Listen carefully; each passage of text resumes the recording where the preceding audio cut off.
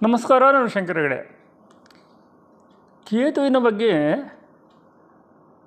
ನಾವು ಎಷ್ಟು ತಿಳ್ಕೊಂಡ್ರೂ ಕಡಿಮೆ. ಯಾಕೆ? ಜ್ಯೋತಿಷ್ಯದಲ್ಲಿ ಕೇತು ಮೋಕ್ಷಕಾರಕ. 12ನೇ ಮನೆ ಕೇತುವಿಗೆ ಮೋಕ್ಷ ಅಂತಾರೆ. ಕೆಲವೊಬ್ಬರು 5ನೇ ಮನೆ, 9ನೇ ಮನೆ, 12ನೇ ಮನೆ ಕೇತು ಒಳ್ಳೆಯದು ಅಂತಾರೆ. ಇನ್ನು ಕೆಲವೊಂದು ಗ್ರಂಥಗಳು ಉಪಚಯಗಳಲ್ಲಿ 3, 6, 10, 11ರಲ್ಲಿ ಕೇತು ಒಳ್ಳೆಯದು ಅಂತ ಹೇಳ್ತಾರೆ. ಮತ್ತು ಭೇದಗಳಿವೆ. ಬಟ್ ನಾನು ಹಿಂದೊಂದು ಹೇಳಿದ್ದೇನೆ, ಕೇತು ಎಲ್ಲಿರ್ತಾನೋ ಆ ಮನೆಯ ಜೊತೆಗೆ ಕಾಂಪ್ರಮೈಸ್ ಮಾಡಿಕೊಳ್ಳಲೇಬೇಕು. ಕೇತು ಇದ್ದ ಮನೆ ಡಾರ್ಕ್ ಆಗಿರುತ್ತೆ, ಅದ್ರ ಜೊತೆಗೆ ನಾವು ತುಂಬ ಎಚ್ಚರಿಕೆಯಿಂದ ವ್ಯವಹಾರ ಮಾಡಬೇಕು. ಇಲ್ಲಿ ನೋಡಿ, ಒಂದು ಜಾತಕ ಹಾಕಿದ್ದೀನಿ, RK ಅಂತ, ಎಕ್ಸಾಂಪಲ್ ನಂಬರ್ 1 ಅದು. ಇವರು ಆ್ಯಕ್ಚುಲಿ ಸಿಂಧಿ ಕಮ್ಯುನಿಟಿ ಅವರು. ಭಾಳ ಹಿಂದಿನ ನಂತರ ಬಂದಿದ್ದರು. ನಾನು ಕಾವೇರಿ ಟಿ ವಿಯಲ್ಲಿ ಬರ್ತಾ ಇರಬೇಕಿದ್ರೆ ಚಿಕ್ಕ ವಯಸ್ಸಾಗ ನನಗೆ. ಆಗಿನ ಕಾಲದಲ್ಲಿ ಇವ್ರದ್ದು ಫೈನಾನ್ಸ್ ವ್ಯವಹಾರ ಕೋಟ್ಯಾಂತರ. ನೋಡಿ, ಈಗ 6ನೇ ಮನೆ ಯಾವ್ಯಾವುದಕ್ಕೆ ಬರುತ್ತೆ? ರೋಗಸ್ಥಾನ, ಸಾಲದ ಸ್ಥಾನ, ಸೋದರ ಮಾವನ ಸ್ಥಾನ, ಕೆಳ ಹೊಟ್ಟೆಯ ಸ್ಥಾನ, ಬೇಕಾದಷ್ಟಿದೆ. ವೈರಿಗಳು, ಕೋರ್ಟ್ ಕಚೇರಿ, ಇತ್ಯಾದಿ ಇತ್ಯಾದಿ ಇತ್ಯಾದಿ. ಈಗ ನಾನು ಇಲ್ಲಿ ಇವರಿಗೆ ಹೇಳ್ತಾ ಇರೋದು, ಇವರು ನನ್ನ ಹತ್ರ ಬಂದಾಗ ಇವರಿಗೆ 2 ತೊಂದರೆ ಇತ್ತು. ಇವರು ಸೋದರ ಮಾವನ ಹತ್ರ ಇವರು ಫೈನಾನ್ಸನ್ ದಂಧೆ ಕಲಿತರು. ಆಮೇಲೆ ಅವ್ರಿಗೆ ತುಂಬ ಪ್ರಾಫಿಟ್ ಮಾಡಿಕೊಟ್ಬಿಟ್ಟು ಸೋದರ ಮಾವ ಏನನ್ನೂ ಕೊಡಿದ್ದು ಇವರನ್ನು ಹೊರಗಡೆ ಹಾಕಿ ಇವರು ಇಂಡಿಪೆಂಡೆಂಟಾಗಿ ಫೈನಾನ್ಸ್ ವ್ಯವಹಾರವನ್ನು ಮಾಡಿ ಸಾಲ ಸಿಕ್ಕಾಕೊಂಡ್ಬಿಟ್ರು. ಆಮೇಲೆ ಆಗ ನನ್ನ ಊರಿನ ಊರಳು ಒಂದು ಪ್ರಯೋಗ ಹೇಳಿಕೊಟ್ರು ನನಗೆ, ಕಾರ್ತಿವೀರ್ಯಾರ್ಜುನದ್ದು. ಅದನ್ನೆಲ್ಲ ಮಾಡಿ ಒಂದು ಸಿಹಿ ಆಡಕ್ಕೆ, ಎಳ್ನೀರಿಗೆ ಒಂದು 3 ಕಡೆ ಮಳೆ ಹೊಡೆದು ಒಂದು ಯಂತ್ರ ತಾಮ್ರದ್ದು ಬರೆದು ಹೇಳ್ಕೊಟ್ಟಿದ್ರು ಅವರು. ಅದನ್ನು ಬರೆದು ಕಾರ್ತಿವೀರ್ಯಾರ್ಜುನ ಶಕ್ತಿ ಪಂಚಾಕ್ಷರಿ ಪ್ರಯೋಗ ಮಾಡಿ ಈ ಹಾಲು ಬರೋ ಮರಕ್ಕೆ ಕಟ್ಟಿಡ್ಲಿಕ್ಕೆ ಹೇಳಿದರು. ಅದನ್ನು ಎಲ್ಲ ಊರು ಹೊರಗಡೆ ಮಾಡಬೇಕಾಗತ್ತೆ, ಯಾರು ಇಲ್ಲಿದ್ದ ಜಾಗದಲ್ಲಿ. ಆಗೆಲ್ಲ ಆಗ್ತಿತ್ತು ಬೆಂಗಳೂರು ಹೊರಗಡೆ, ಈಗೆಲ್ಲ ಆಗತ್ತಿಲ್ವೋ ಗೊತ್ತಿಲ್ಲ. ನಾನು ಅಂಥ ಪ್ರಯೋಗಗಳನ್ನೆಲ್ಲ ಬಿಟ್ಬಿಟ್ಟಿದ್ದೀನಿ. ಬಟ್ ಎಷ್ಟೇ ನಿಮ್ಮದು ಔಟ್ಸ್ಟ್ಯಾಂಡಿಂಗ್ ಇರಲಿ, ಕೊಡಲಿಕ್ಕೆ ತಾಕತ್ತಿದ್ದು ಮೋಸ ಮಾಡ್ತಾರೆ ಅಂತಂದರೆ ಆ ಪ್ರಯೋಗ ಮಾಡಿದ್ರೆ ದುಡ್ಡು ಬಂದೇ ಬರುತ್ತೆ. ಒಂದು ತಿಂಗಳದಲ್ಲಿ ಅವರಿಗೆ ಆಗಿನ ಕಾಲದ 2 ಕೋಟಿ ವಸೂಲಾಯಿತು. ಬಹಳ ಖುಷಿಯಿಂದ ಬಂದರು. ಮತ್ತೆ ಫೈನಾನ್ಸ್ ವ್ಯವಹಾರ ಮುಂದುವರಿಸ್ಕೊಂಡ್ರು, ಮೇಲೆ ಬಂದರು, ಸ್ಟಾಕ್ ವ್ಯವಹಾರ ಮಾಡಿದ್ರು. ಅದರಲ್ಲಿ ಆಚೆ ಈಚೆ ಆಗ್ತಾಯಿತ್ತು. ಬಟ್ ಏನೇ ಮಾಡಿದ್ರು ಒಂದಾದ್ಮೇಲೆ ಒಂದು ತೊಂದರೆ ಆಗ್ತಾ ಹೋಗಿ ಕೇತು 6ನೇ ಮನೆಯವನು ಅನವಶ್ಯಕವಾದಂಥ ರಿಪ್ಪುಗಳು, ಸಾಲ ಈಗಲೂ ಸಾಲದಾರಿತಾರೆ. ಮೊನ್ನೆ ಬಂದಾಗ ನೋಡಿ ನನಗೂ ಬಂದಾಯಿತು. ನೋಡಿ, ಇಲ್ಲಿ ಸೋದರ ಮಾವನಿಗೆ 6ನೇ ಮನೆ ಅಂತಂದಲ್ಲ. ಸೊ 6ನೇ ಮನೆಗೆ, 8ನೇ ಮನೆಗೆ, 12ನೇ ಮನೆಗೆ ನಾವು ನೋಡುವ ಡಿವಿಷನ್ ಚಾರ್ಟ್ ನೋಡಿ, ತ್ರಿಂಶಾಂಶ. ಅಲ್ಲಿ ರಾಹುಕೇತು ಎಲ್ಲಿದ್ದಾರೆ ನೋಡಿ? ವೃಷಭದಲ್ಲಿ ವೃಷಭ ಮತ್ತು ವೃಶ್ಚಿಕಕ್ಕೆ ರಾಹುಕೇತು ಆ್ಯಕ್ಸಿಸ್ ಆದ ಲೆಕ್ಕ ಅದು. 1/7 ಅಂತ ತಗೊಳ್ಳೋಣ, ಹೌದಾ? ಎಷ್ಟು ಕಷ್ಟ ಆಗುತ್ತೆ ಹೀಗಿದ್ದಾಗ ಪಾಪ. ಮೊನ್ನೆ ಹೇಳ್ತಾರೆ, ಬೆಂಗಳೂರಿನ ಹಾಟ್ ಏರಿಯಾದಲ್ಲಿ ಬಟ್ಟೆ ಅಂಗಡಿ ಹಾಕ್ಕೊಂಡಿದ್ದಾರೆ ಈಗ ಅವರು. 1 ವಾರದ ನಂತರ 250 ರೂಪಾಯಿ ಬೋಣಿ ಆಗಿದೆ ಅಂತ ಹೇಳ್ತಾರೆ. ನಾನು ಕಷ್ಟದಲ್ಲಿದ್ದಾಗ ಪಾಪ ಅವ್ರದ್ದು ಏನು ಫೈನಾನ್ಸ್ ಬಿಸ್ನೆಸ್ ಇತ್ತನ, ನಾನು ಸಾಲ ಕೇಳಿದೆ, ನಿಮ್ಮದು ಸಿನ್ನಿಗಳದೆಲ್ಲ ಕಡಿಮೆ ಇರುತ್ತೆ ಕೊಡ್ರಿ ಅಂತ. ಕೊಟ್ಟಿದ್ದಕ್ಕೆ 1 ರೂಪಾಯಿ ಬಡ್ಡಿ ತೊಗೊಂಡಿರಲಿಲ್ಲ. ನನ್ನ ತಮ್ಮನಿಗೆ PG ಮಾಡಬೇಕಿದ್ರೆ ನಾಮಿನಲ್ ಇಂಟ್ರೆಸ್ಟಲ್ಲಿ ಕೊಟ್ಟಿದ್ದರು, ಸಿನ್ನಿ ಇಂಟ್ರೆಸ್ಟಲ್ಲಿ ಕೊಟ್ಟಿದ್ದರು. ಅಷ್ಟು ಒಳ್ಳೆಯ ಜನ ನೋಡಿ. ಕೇತು ಕಾಂಪ್ರಮೈಸ್ ಕೇಳ್ತಾನೆ. ಈ ಷಷ್ಠಾಂಶ ನೋಡಿ, ಭಾರಿ ಮಜಾ ಇದೆ. ಸೂರ್ಯ ಶನಿ ಒಟ್ಟಿಗಿದ್ದರೆ 3ನೇ ಮನೆ ಅಲ್ಲಿಂದ ಒಳ್ಳೆಯದಾಗತ್ತೆ ಅಂತ ಹೇಳಿದ್ದಲ್ಲ, ಒಳ್ಳೆ ಫಲ ಕೊಡುತ್ತೆ ಅಂತ. ಬ್ರೋಕ್ರೇಜ್, ಫೈನಾನ್ಸಲ್ಲಿ ಬ್ರೋಕ್ರೇಜಲ್ಲಿಂದ ಅವ್ರ ಮೇಲೆ ಬಂದಿದ್ದು. ಬಟ್ ಕೇತು ಅಲ್ಲೂ ಕಾಂಟ್ರಾಕ್ಟ್ ಮಾಡ್ದ ನೋಡಿ 3ನೇ ಮನೆಯಲ್ಲಿ. ಕೇತು ಸಗಣ ಕಾಂಪ್ರಮೈಸ್ ಮಾಡ್ಕೊಳ್ಳೇಬೇಕು. ನೆಕ್ಸ್ಟ್ ಜಾತಕ ಬಂದುಬಿಟ್ಟು ಅವ್ರ ಮಗಂದು, ಇಲ್ಲಿ ಎಜುಕೇಟೆಡ್. ಇವನಿಗೂ 6ನೇ ಮನೇಲಿ ಕೇತು. ಸುಮಾರು 10 ವರ್ಷದಿಂದ ಇಲ್ಲಿ ರೋಗಸ್ಥಾನ 6ನೇ ಮನೆ. 10 ವರ್ಷದಿಂದ ಈ ಹುಡುಗನಿಗೆ ಇನ್ಸುಲಿನ್, ಡಯಾಬಿಟಿಸ್ ಏನು ಮಾಡಿದ್ರೂ ಕಡಿಮೆ ಆಗ್ತಾಯಿಲ್ಲ. ಈ ಒಂದು ಪರಿಹಾರ ಹೇಳಿದ್ದೇನಪ್ಪ.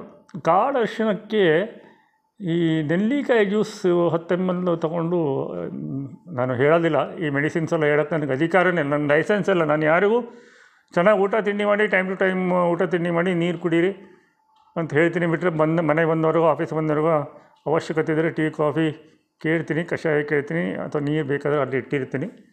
ಒಳಗೆ ತಗೊಳ್ಳೋ ಇದನ್ನು ಹೇಳಲಿಕ್ಕೆ, ಮೆಡಿಸಿನ್ ಹೇಳಲಿಕ್ಕೆ ನನಗೆ ಅಧಿಕಾರನೇ ಇಲ್ಲ. Because I am not A licensed medical practitioner. ಒಂದು ಹಣನೂ ಸಿಗೋದಿಲ್ಲ, ಒಂದು ನಾಡಿ ಹಿಡಿಯೋಕ್ಕೂ ಬರೋಲ್ಲ ನನಗೆ, ಹೇಳೋದಿಲ್ಲ. ಬಟ್ ಏನೋ ಸಿಕ್ಕಿದೆ, ನೋಡೋಣ. ಅದು ಯಾವುದಾದ್ರು ಆಯುರ್ವೇದಿಕ್ ಡಾಕ್ಟರ್ಸ್ ಕರೆಸ್ಬಿಟ್ಟು ವಿಡಿಯೋ ಮಾಡಿಸಿ ಹೇಳಿಸ್ತೀನಿ, ನೋಡೋಣ. ಅದು ಬಟ್ ಅದು ಸಿಕ್ಕಿದೆ ನನಗೆ, ಕಪ್ಪರಿಶಿನ ಹೇಳೋದು ಸಿಕ್ಕಿದೆ ನನಗೆ, ಪ್ಯೂರ್ ಸಿಕ್ಕಿದೆ ಬಿಡಿ. ಅದನ್ನು ಹೇಗೆ ತೊಗೊಳ್ಬೇಕು ಏನೆಲ್ಲ ನೋಡೋಣ, ಡಿಸ್ಕಸ್ ಮಾಡಬೇಕು. ಯಾಕಂದರೆ ಡಾಕ್ಟರ್ಸ್ ಎಲ್ಲಿದೆ, ನಾವು ಅದನ್ನೆಲ್ಲ ಹೇಳೋಕ್ಕಾಗಲ್ಲ. ನೋಡಿ, ಇವನಿಗೆ ಈ ತೊಂದರೆ, ಹೈಲಿ ಎಜುಕೇಟೆಡ್, ತುಂಬ ಒಳ್ಳೆ ಹುಡುಗ. ನೋಡಿ, ಇವನ ದ್ವಾದಶಾಂಶದಲ್ಲಿ ಕೇತು ಎಲ್ಲಿದ್ದಾನೆ ನೋಡಿ, ತಂದೆ ತಾಯಿಗೆ ನೋಡುವಂಥ ಜಾತಕದಲ್ಲಿ 12ನೇ ಮನೆಯಲ್ಲಿ. ಅದಕ್ಕೇ ತಂದೆಗೆ ಅಷ್ಟು ಲಾಸು. ಹೌದಾ? ಆಮೇಲೆ ನಾನು ಇನ್ನೊಂದು ಹೇಳಿದೆ, ಅಯ್ಯೋ ಕೇತುವಿಗೆ ಸೋದರ ಮಾವನಿಗೆ 6ನೇ ಮನೆ ಸೋದರ ಮನೆ ಸಂಬಂಧ. ಈಗ ನೋಡಿ, ಕೇತು 6ನೇ ಮನೇಲಿದ್ದರೆ ಇದೆಲ್ಲ ಹಿಂದೂನಾಚಾರ್ಯರ ಸೀಕ್ರೆಟು, ಬನಾರಸಿ ವಿದ್ಯೆ. ಪಾಪ ಆಶುತೋಷ್ ನನಗೆ ಶೇರ್ ಮಾಡಿ ನಾನು ಇದನ್ನೆಲ್ಲ ಮಾಡಿಫೈ ಮಾಡಿ ಹೇಳ್ಕೊಡ್ತಾ ಇದ್ದೀನಿ. ಆಶುತೋಷ್ ಮಾಡಿಫೈ ಮಾಡಬೇಕಿದ್ರೆ ಸ್ವಲ್ಪ ಹಿಂದೆ ಮುಂದೆ ನೋಡ್ತಾರೆ, ನಾನು ಮಾಡಿಬಿಡ್ತೀನಿ ಪಟ್ ಅಂತೇಳಿ. ಅವರು ಅದನ್ನೇ ಹೇಳ್ತಾರೆ, ನಾನು ಬೆರಳು ಕೊಟ್ಬಿಟ್ರೆ ನೀವು ಇಡೀ ಹಸ್ತ ಹಿಡ್ಕೊಂಡು ಬಿಡ್ತೀರಿ, ಅದಕ್ಕೆ ನಾನು ನಿಮ್ಗೆ ಕೊಡೋದು ಅಂತ. ಇಲ್ಲಿ ನೋಡಿ, ಇದು ಕಸ್ಟಮ್ ಆಫೀಸರ್ ಒಬ್ಬರು ಜಾತಕ, ನಾನು ಇದ್ರ ಬಗ್ಗೆ ವೀಡಿಯೋ ಮಾಡಿದ್ದೀನಿ. 2009 ಸುಮಾರಿಗೆ ನಾನು KN ಅವ್ರ ಮನೇಲಿ ಕೂತ್ಕೊಂಡಾಗ ಇವರು ಬಂದಿದ್ದರು. KN ಅವರು ಇವ್ರ ಜಾತಕ ಹಾಕೊಂಡು ನೋಡ್ತಿದ್ರು. ನಾನು ಎದ್ದೋಗಲ್ಲ ಕೇಳಿದೆ, ಇಲ್ಲ ನೀವು ಕೂತ್ಕೊಳ್ಳಿ ಅಂತಂದರು. ನಾನು ಕೂತ್ಕೊಂಡೆ. ಇವರು KN ಅವರು ಇದನ್ನೆಲ್ಲ ಮಾಡ್ತಿದ್ರು. ಅವ್ರ ಜೊತೆಗೆ ಒಂದು ಗೋಲ್ಡ್ ಮೆಡಲಿಸ್ಟು, ಭಾರತೀಯ ವಿದ್ಯೆ ಒಂದು ಗೋಲ್ಡ್ ಮೆಡಲಿಸ್ಟ್ ಲೇಡಿ ಇದ್ದರು. ಅವ್ರ ಹತ್ರ ನೋಟ್ಸ್ ಮಾಡ್ಕೊಳ್ತಿದ್ರು, ಪ್ರಿಂಟ್ಔಟ್ ಹಾಕ್ಕೊಂಡು ಸಿಬ್ಲಿಂಗ್ ಕೌಂಟು ಅದು ಇದು ಕೌಂಟ್ ಮಾಡ್ತಿದ್ರು. KN ಅವ್ರ ಜೊತೆ ರಿಕ್ವೆಸ್ಟ್ ಮಾಡಿದೆ, ನಾನು ಹೇಳಲ್ಲ 5 ನಿಮಿಷದಲ್ಲಿ ಈ ಜಾತಕ ಮುಗಿಸ್ಕೊಡ್ತೀನಿ ಅಂತಂದೆ. ಹೇಳು ಬಾ ಕೂತ್ಕೊಂತ ತನ್ನ ಚಾರೇ ಬಿಟ್ಕೊಟ್ರು ಪಾಪ. ನಾನು ಆ ವ್ಯಕ್ತಿ ಒಂದೇ ಮಾತು ಹೇಳಿದೆ, ನಿನ್ನ ಮದುವೆ ಡಿವೋರ್ಸ್ವರೆಗೂ ಹೋಗಿ ಸರಿ ಹೋಗಿದೆಯಾ ಅಂತ ಕೇಳಿದೆ. ಈ ಜಾತಕ ಗೊತ್ತಾಗುತ್ತೆ ನೋಡಿ, 7ನೇ ಮನೇಲಿ ರಾಹು, ಲಗ್ನದಲ್ಲಿ ಕೇತು, ಈಗೋ ಪ್ರಾಬ್ಲಮ್ಮು, ಕಸ್ಟಮ್ ಆಫೀಸರ್. ಹೌದು ಅಂತಂದ್ರಿ. ಬಟ್ ಈಗ ನೀವು ಕೇಳೋಕೆ ಬಂದಿರೋದು ನೋಡಿ, ದಶಭುಕ್ತಿ ಹಾಕಿದ್ದೀನಿ, ಚಂದ್ರದಶ ಇತ್ತು, ಮಾನಸಿಕವಾದ ಚಿಂತೆಯಲ್ಲಿದ್ದೀರಿ ನೀವು. ಚಂದ್ರದಲ್ಲಿ ಪಂಚಮಾಧಿಪತಿ ಬಂದು ಚಂದ್ರನ ಜೊತೆಗೆ ಸಿಕ್ಕಾಕೊಂಡಿದ್ದಾನೆ. ನಿಮ್ಮ ಮಗ ವಿದ್ಯಾಭ್ಯಾಸದಲ್ಲಿ ತೊಂದರೆ ಅನುಭವಿಸ್ತಿದ್ದಾನಲ್ವಾ ಅಂತ ಕೇಳಿದೆ. ಎಕ್ಸಾಕ್ಟ್ಲಿ ಕರೆಕ್ಟ್ ಅಂದರು. 2009 ಆದಿಯಲ್ಲಿ ಅಥವಾ 2009 ಮಧ್ಯದಲ್ಲಿ ನಿಮ್ಮ ಮನೆಯಲ್ಲಿ ಸಾಕಿದ ನಾಯಿ ಸತ್ತು ಹೋಯ್ತಾ ಅಂತ ಕೇಳಿದೆ. ಅದ್ಭುತವಾದಂಥ ಕಾಂಬಿನೇಷನ್ ಇದು. ಜಾತಕದಲ್ಲಿರುವ ಕೇತುವಿಗೆ ಗೋಚಾರದ ಶನಿ ನೋಡಿದಾಗ ಅಥವಾ ಟಚ್ ಆದಾಗ ಸಾಕಿದ ನಾಯಿ ಸಾಯುವಂಥ ಸಾಧ್ಯತೆ ಭಾಳ ಇರುತ್ತೆ. ಹೌದು, ನಮ್ಮಲ್ಲಿ ಒಂದು ಹೈಫೈ ನಾಯಿ ಇತ್ತು, ಅದಕ್ಕೆ ಲಾರಿ ಬಂದು ಗುದ್ದುಬಿಟ್ಟು ಅದು ಸತ್ತೋದ ನಂತರ ನನ್ನ ಮಗ ವಿದ್ಯಾಭ್ಯಾಸದಲ್ಲಿ ತುಂಬ ತೊಂದರೆ ಅನುಭವಿಸ್ತಿದ್ದಾನೆ ಅಂತ ಒಪ್ಕೊಂಡ್ರು ಕಸ್ಟಮ್ ಆಫೀಸರ್. ಆಮೇಲೆ ನಾನೆಲ್ಲ ಕನ್ಕ್ಲೂಡ್ ಮಾಡಿ ನಗ್ಬಿಟ್ಟು ಎದ್ಬಿಟ್ಟೆ. ಅವ್ರು ಹೋದ್ಮೇಲೆ KN ಅವ್ರು ಹೇಳೋದು, ಈ ಕುತ್ತೇಕ ಫಾರ್ಮುಲಾ ಹಮೇಶ ಸಹಿ ನೈ ಹೋಗುತ್ತೆ. ಅಂದರೆ ಈ ನಾಯಿ ಫಾರ್ಮುಲಾ ಇವತ್ತೇನೋ ಸರಿ ಹೋಯ್ತು, ಎಲ್ಲ ಸಲ ಸರಿ ಹೋಗುತ್ತೆ ಅಂತ ತಿಳ್ಕೊಳ್ಬೇಡ ಅಂತಂದ್ರು. ನನಗೂ ಸುಮಾರು ಜನ ಹೇಳಿದ್ದಾರೆ ಇದು ಅಂತಂದರು. ನಾನು ಹೇಳಿದೆ, ಆಪೋತ ಮಾಲೂಮೆ, ನಿಮ್ಗೆ ಗೊತ್ತಿದೆ, ಅದಕ್ಕೆ ನೀವು ನನ್ನ ಜೊತೆಗಿಟ್ಟು ನನಗೆ ಪ್ರಿಡಿಕ್ಟ್ ಮಾಡೋಕ್ಕೆ ಬಿಟ್ರಿ. ಇರಲಿ ಬಿಡಿ, ನಮಗೂ ಪ್ರಶ್ನೆ ಅಂತ ಗೊತ್ತಿರುತ್ತೆ, ನಮಗೊಂದು ಇಂಟ್ಯೂಷನ್ ಅಂತ ಇರುತ್ತೆ. ದೇವರು ನನ್ನ ಜ್ಯೋತಿಷ್ಯ ಗುಡಿಸಿದ್ದಾನಲ್ವ, ನನಗೆ ಅನ್ನ ಅಲ್ಲಿಟ್ಟಿದ್ದಾನಲ್ವ ಅಂತ ಕೇಳಿದೆ. ಅವರು ನಗ್ಬಿಟ್ಟು ನಾನು ನಗ್ಬಿಟ್ಟೆ. ನೆಕ್ಸ್ಟ್ ಜಾತಕ ಇತ್ತೀಚೆಗೆ ಬಂದಿರೋದು ಭಾಳ ಹಳೇ ಇವರ ಫ್ರೆಂಡ್ಸ್, ಇವರೆಲ್ಲ ಕ್ಲೈಂಟ್ಸ್ ಅಂತ ಹೇಳಬೇಕು, ಏನು ಗೊತ್ತಿಲ್ಲ, ಫಾಲೋವರ್ಸು. ಇವರೊಂದು 2 ತಿಂಗಳ ಹಿಂದೆ ಬಂದಿದ್ದು, ತುಂಬ ಜನನ ಕರ್ಕೊಬಂದಿದ್ರು, ತುಂಬ ಅಪ್ಸೆಟ್ ಆಗಿದ್ರು. ಏನು ರೀ ಡಲ್ ಆಗಿದ್ದೀರಿ ಅಂತ ಕೇಳಿದ್ರೆ, ಇಲ್ಲ ರೀ ಅವ್ರ ಮಿಸ್ಸಸ್ ಬಂದಿರಲಿಲ್ಲ. ಏನು ಮಾಡ್ತಿದ್ದಾರೆ ನಿಮ್ಮ ಮಿಸ್ಸಸ್ ಯಾಕೆ ಬಂದಿಲ್ಲ, ಯಾವಳೋ ಒಟ್ಟಿಗೆ ಬರೋರು ಅವರು. ಇಲ್ಲ ರೀ ಅವ್ರು ತುಂಬ ಅಪ್ಸೆಟ್ ಆಗಿದ್ದಾರೆ. ಏನಾಯಿತು ಅಂತ ಕೇಳಿದೆ. ನಾವು ಮಗನ ಥರ ಸಾಕಿದ್ದ ನಾಯಿ ತೀರೋಯ್ತು, ಒಂಥರ ತಡ್ಕೊಳೋಕ್ಕೆ ಆಗ್ತಿಲ್ಲ ಅಂತಂದರು.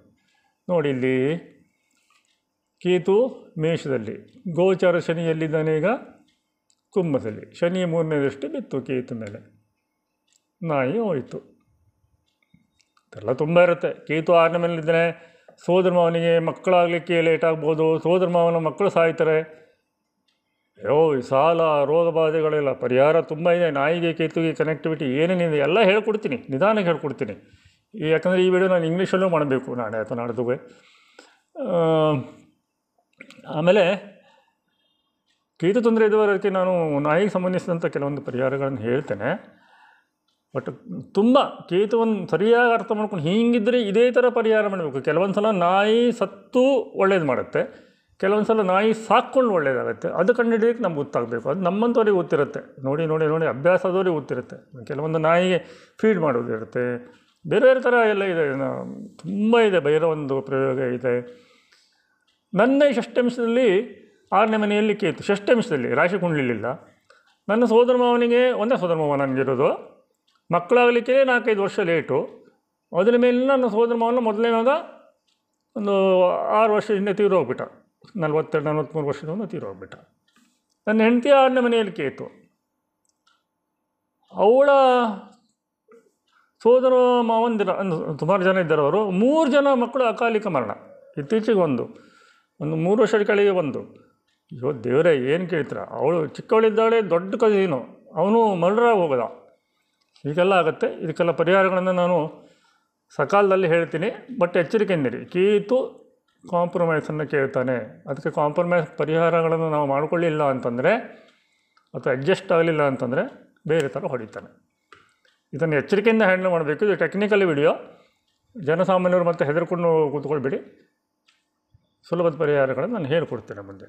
ಅಲ್ಲಿವರೆಗೆ ನಮಸ್ಕಾರ.